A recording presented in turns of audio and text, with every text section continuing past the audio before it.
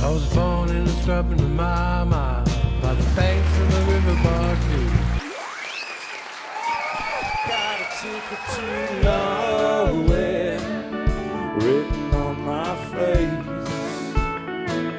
I think it's something that, you know, First Nations people really loved and really took on board, the whole country music thing, and it's something that has enabled them to pass down stories and tell stories and knowledge through song, as they have done forever, but in a more of a contemporary way.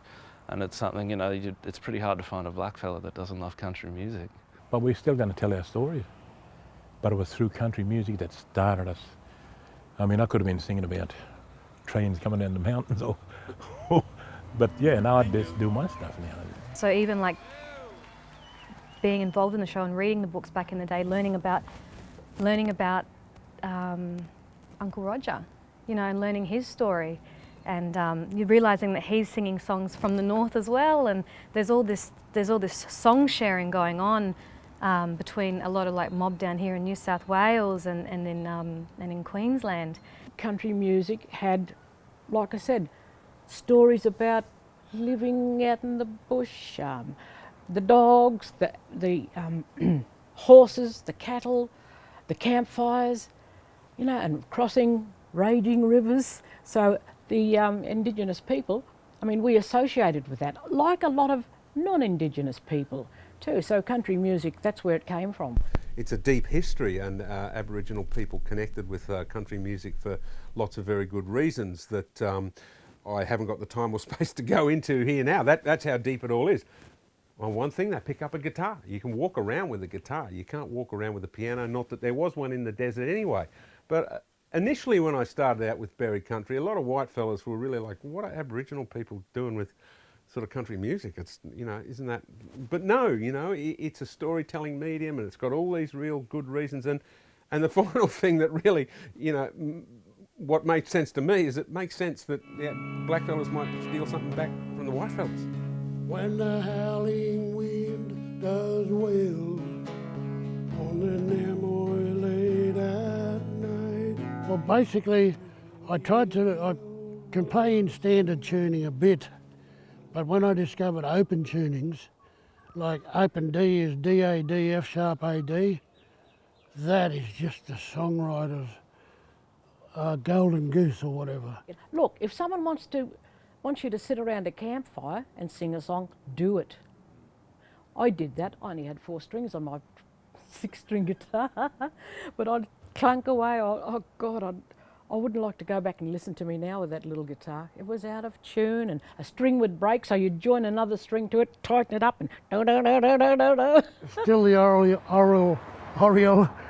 oral traditions from hundreds of thousands of years.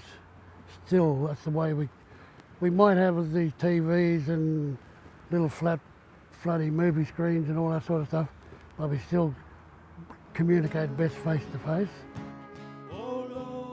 I grew up on Merle Haggard, Charlie Pride, Tom T. Hall, Johnny Cash, because I couldn't sing as deep as Johnny Cash, but I loved the way they sang. And I think one of the things that made that gave life a little bit of joy for Aboriginal people was music. I actually honestly do. You know, I even have a theory that at some point when Berry Country in some ways was sort of, you know, it was really banging on the brick wall for a while, you know, and I don't want to get really conspiratorial about it, but to say nobody wants to hear the story of blackfellas kicking a goal, you know, and there they were, and this music gives joy.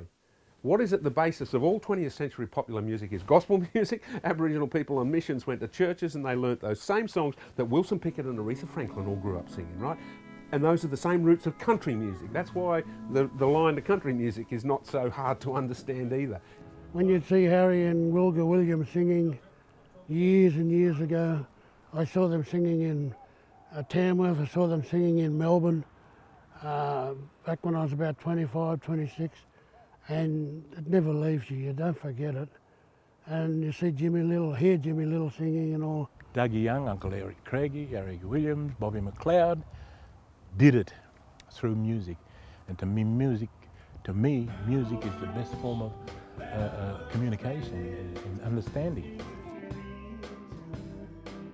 You know, they wouldn't play it because they thought it was controversial.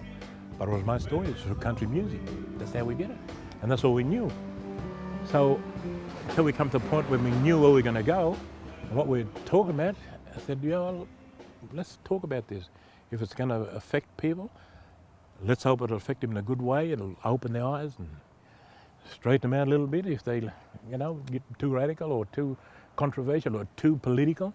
I mean, politics, we're born political as Aboriginal people, you know.